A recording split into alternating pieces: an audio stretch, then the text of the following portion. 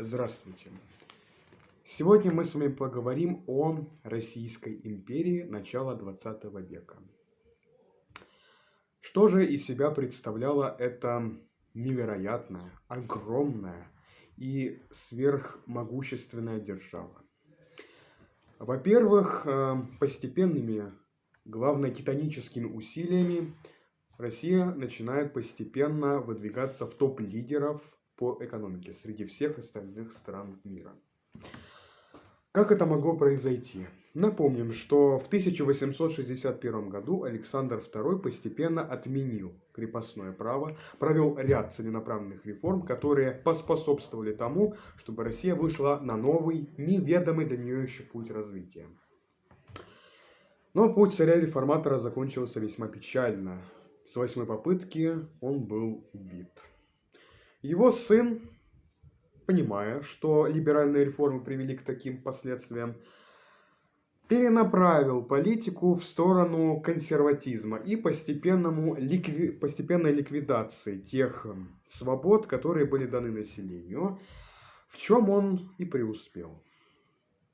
Но теперь нашей стране нужны были новые, незабываемые, а главное, движущиеся вперед со временем реформы, которые помогли бы нам в становлении и укреплении нашего влияния.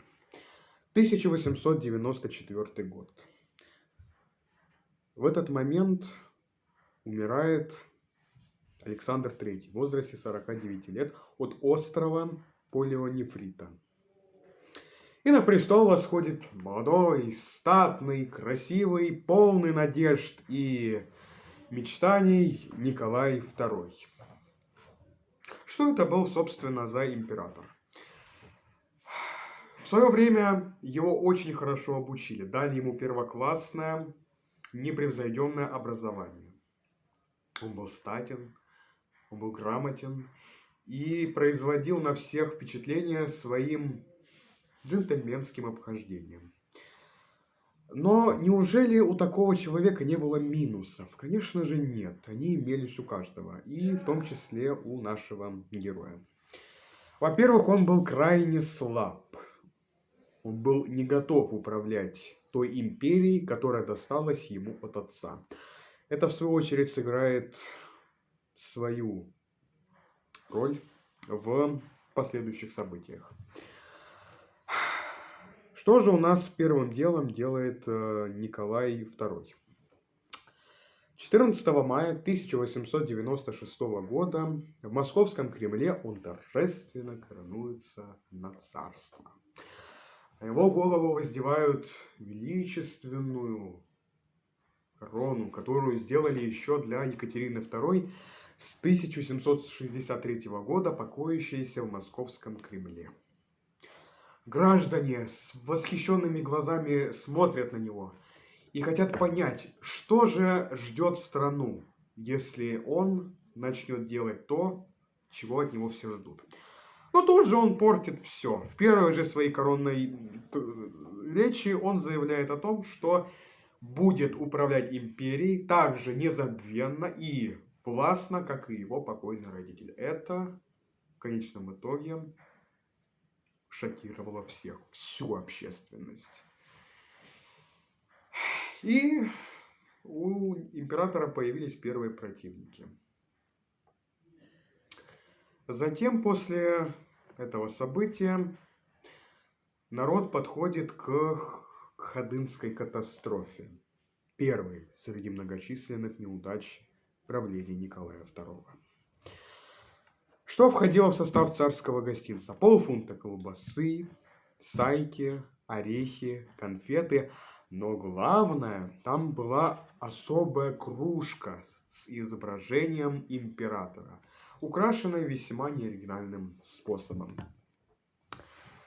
В целом было заготовлено около 400 тысяч подарков. Но на самом деле пришло гораздо больше. И здесь возник первый вопрос. Что же делать? Как поступить? А ничего сделать уже было нельзя. Постепенно народ, приходящий из Москвы, давил тех, кто подошел заранее. Охрану обеспечивали более 1300 полицейских. Они, естественно, сделать ничего не смогли. Началась давка. Остановить это было никак невозможно. И это наложило первый отпечаток на личность нового императора, так как он никак не отреагировал на это, приехал на Ходынское поле лишь спустя несколько часов после того, как это произошло. Но в чем была главная ошибка Николая? То, что он пожаловал на бал, данный во французском посольстве в честь его восхождения на престол. Одни говорят, что он пробыл там достаточно долго, другие нет, что он 10 минут там был, откланялся, сказал, почему он не может присутствовать на данном мероприятии и постепенно ушел. Но уже было поздно. Народ понял, что императору все равно до проблем. И он не хочет их никак решать, а уж тем более обращать на них внимание. Это будет иметь свои последствия в недалеком будущем. Тем временем, пока Николай II у нас торжественно восседает на троне, происходят внешнеполитические изменения. В 1891 году, еще при Александре III, была заложена Транссибирская железная магистраль, которая протянулась от Москвы до Владивостока, самой крайней оконечности Российской империи. Была она завершена спустя 5 лет, было потрачено баснословное количество денег, и, соответственно, на нее были самые радужные надежды, что она сможет повлиять на влияние России на Дальнем Востоке. Что же она там хотела приобрести? Во-первых, Маньчжурию из-за ее полезных ископаемых. В целом это был хороший стратегический район. И в-третьих, безопасность от все более усиливающегося косого соседа России. Это Япония, которая жадно своими глазками смотрела на этот район, желая его прибрать к своим ручкам властным. В 1894-95 годах была проведена Японо-Китайская война, в результате которой от Китая к Японии перешли остров Тайвань и Ляодунский полуостров, которые стали неким плацдармом для наступления на уже материковую часть Китая. Но Японии было этого мало, и она потребовала от русских уйти из данного региона, обуславливая это тем, что Маньчжурия была в сфере интересов Японии, и она была ближе расположена к ней, чем к России. Но русские посчитали как? Япошки это жалкие обезьяны, которые ничего не могут сделать, а если что, мы их успешно уничтожим, наваляем им, так сказать. Это было роковой ошибкой. 27 января 1904 года внезапным атакам подвергся русский Порт-Артур. Он в данное время принадлежал России на некоторое время. И были подвергнуты атаке все русские войска, расположенные в Маньчжурии. Так началась русско-японская война. Русские, разумеется, не ожидали этого нападения, не думали, что смогут легко его отразить, но недооценили численность и техническое переоснащение японской армии, которое произошло совсем недавно. Русские не озаботились о том, чтобы усилить войска в данном регионе, и поэтому начали терпеть несколько поражений. 31 марта 1904 года на борту броненосца Петропавловск погиб командующий флотилией Макаров и известный русский художник Верещагин. Это тотчас же нанесло неоценимый вред всему российскому духу.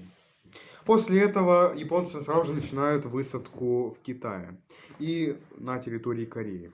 Был блокирован Порт-Артур, затем японцы наступают на Мукден, русские терпят поражение, ничего они не могут сделать, но яростно обороняют свои позиции. И вот подходит время, русские полностью понимают, что они потерпели невероятное фиаско, и надо начинать мирные переговоры. Военачальники умоляют и требуют от Николая II продолжения боевых действий, но он хочет другого мира, который бы полностью удовлетворил его и всю страну. Но нет, такого не было. В 1905 году, летом, в США, в город Портсмут, отправляется специальная полномочная комиссия, которая призвана заключить мир с Японией при посредничестве Великобритании и США. Сергей Юльевич Витте,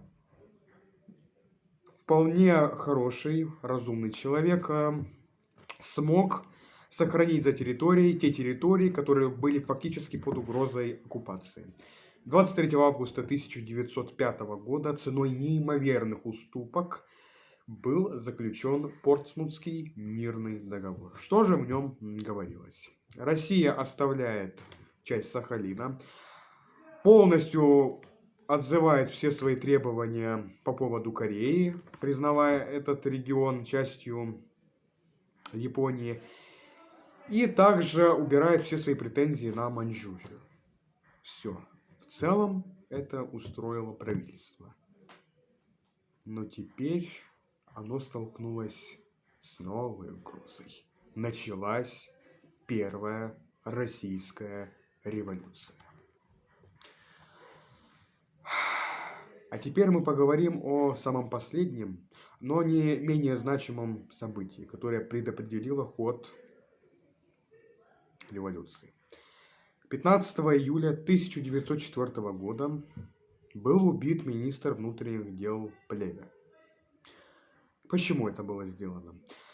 А все из-за того, что было широкомасштабное, ничем не прикрытое недовольство евреев, которых вынужденно выселили за черту оседлости. Специальная линия, которая была создана Екатериной II, но при Александре II евреям разрешалось поселяться в разных частях империи, где бы они ни хотели. Затем Александр III ужесточил эту политику, и у правительства появились новые враги, которые вскоре должны будут полностью разгромить его. Но пока что не до этого. В 1903 году в городе Кишиневе, столице Молдавии, начались массовые беспорядки, погромы с целью уничтожения тех евреев, которые оставались в этом городе. Евреи порешили так: если вы так с нами обходитесь, то мы, соответственно, применим к вам те же меры, которые вы сейчас пытаетесь к нам применить. Да, и они таким образом холодно им отомстили. Вот такой вот был четкий, целенаправленный расчет. Запугать правительство и пойти на уступки восставшим. Этого не вышло. В России все больше и больше разгорается пламя смуты. А что будет дальше, узнаем в следующий раз. Спасибо всем. До следующей встречи, где мы уже поговорим конкретно о Первой Российской революции. До свидания.